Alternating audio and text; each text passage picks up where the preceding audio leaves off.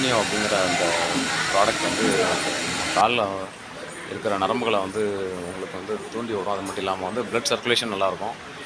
இது வந்து நீங்கள் 2வது நாளுங்கனால நிறைய முதல் நாள் தெரப்பி எடுத்தவங்க ஃபுல்லாமே வந்து அவங்களுடைய ஃபீட்பேக் கொடுத்தாங்க.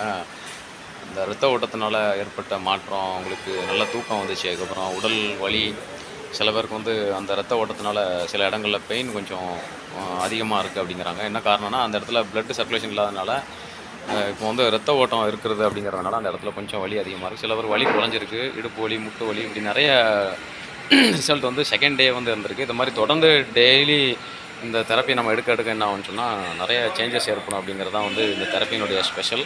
அதனால் வந்து நீங்கள் வந்து கட்டாயமாக வந்து உங்களுடைய ஆரோக்கியத்தின் மேல் அக்கறை உள்ளவர்கள் இந்த தெரப்பியை பயன்படுத்திக்கலாம்.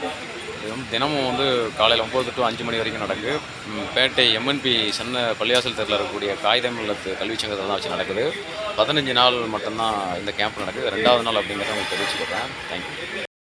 ஹாய் வாஸ், நான் உங்கள் ஜீனியஸ் மன்சூர் பேசுகிறேன். இன்றைக்கி வந்து இந்த பாத அக்கு ப்ரெஷர் வந்து அந்த ட்ரீட்மெண்ட்டினுடைய தெரப்பி வந்து இன்றைக்கி 2வது நாள் போய்கிட்டு இருக்குது. இது எங்கே நடக்கும் அப்படின்னா நம்ம பேட்டை வந்து காகிதம் இல்லத்து கல்வி சங்கத்தில் வச்சு தான் வந்து நடந்துக்கிட்டு இருக்குது. காலையில் 9 மணிலேருந்து 5 மணி வரைக்கும் இந்த ட்ரீட்மெண்ட் நடந்துகிட்ருக்கு.